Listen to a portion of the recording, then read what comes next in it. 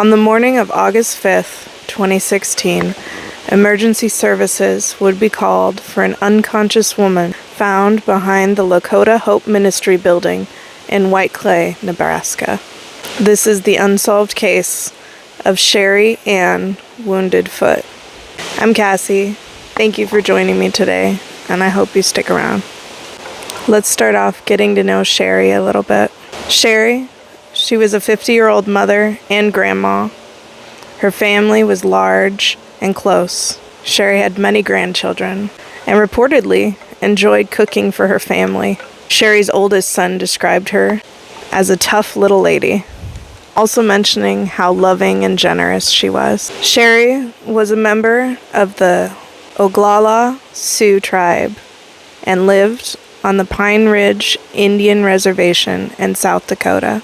Sherry's life had been hard and filled with loss. Sherry had lost 5 of her siblings and one of her sons, Benjamin.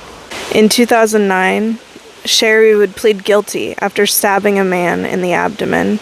The information I have on this charge is limited, and the circumstances are not publicly available online. And I don't know if it has any relation to what ended up happening to Sherry years later. In 2012, Sanford Wounded Foot, one of Sherry's brothers, would be found dead and beaten on the main street of White Clay. This is also an unsolved case. There are several unsolved deaths in White Clay, Nebraska. White Clay is an interesting town. I decided to look into it a little bit. It is very, very tiny, having a population of 8 as of 2020. This town had 4 liquor stores, however, and the main patrons were the residents of the Pine Ridge Reservation, which bordered the town, was dry, meaning that they prohibited any sale or consumption or even possession of alcohol. White Clay was the main alcohol supplier for those living there. In 2010, there were 4.9 million cans of beer sold. From what I've read, the liquor stores were thriving and the people around were suffering. It was a place where people would wander. There would be people passed out in the street.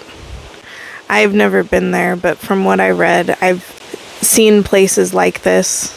One podcast I listened to described it as the Skid Row of the plains. So as you can imagine, people that need help and the resources aren't there, people with addictions, not a place for people to be their healthiest. In places like this, people are seen less than human. Because of this, people are not able to get the medical care or the protection they need. One of the articles even described it as a lawless place. The alcohol, unfortunately, attributed to 80% of the crime on the reservation. In 2015, around 30,000 people lived on the Pine Ridge Reservation, which is where Sherry lived. The average age for men to die there was 47 and 55 for women. That's really young. Sherry would sadly not make it past the age of 50.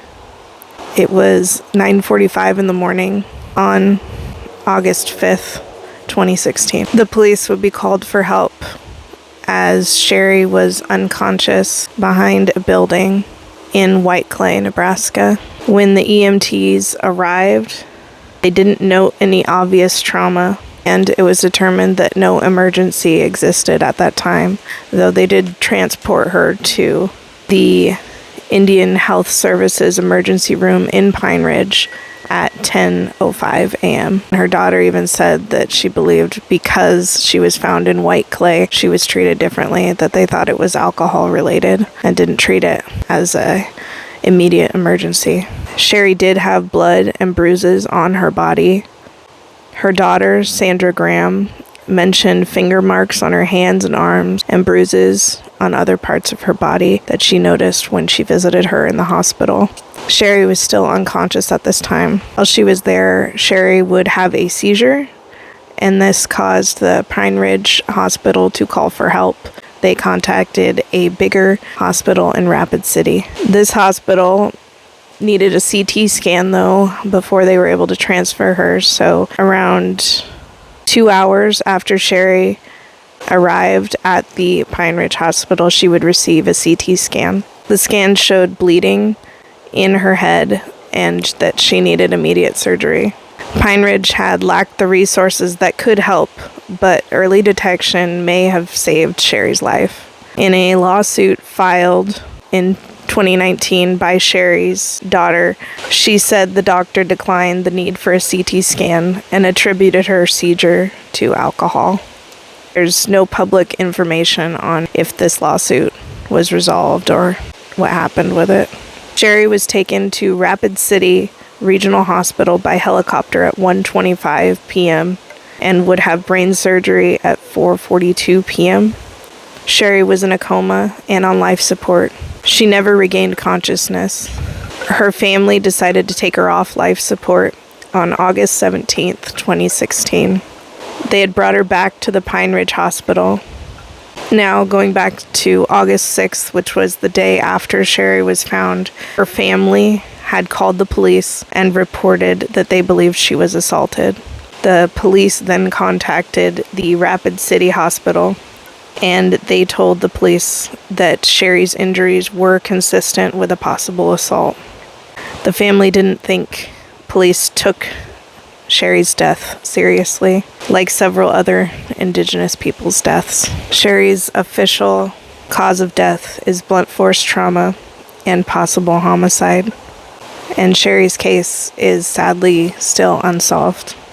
Sherry's death caused more calls to take liquor out of White Clay, and in 2017, all 4 liquor stores lost licensing and no longer provide alcohol to those living on the reservation. I feel like this may help some issues, but there's still so many. Just access to good medical care and mental health facilities, all of that would be just some places to start. I don't know this area personally, just from what I've read. Sherry is described as being gentle, and even in the way she speaks, and also described as loving by her family. It really seems as though Sherry was very loved and missed. Thank you for sticking around, and I hope to see you again sometime. Bye.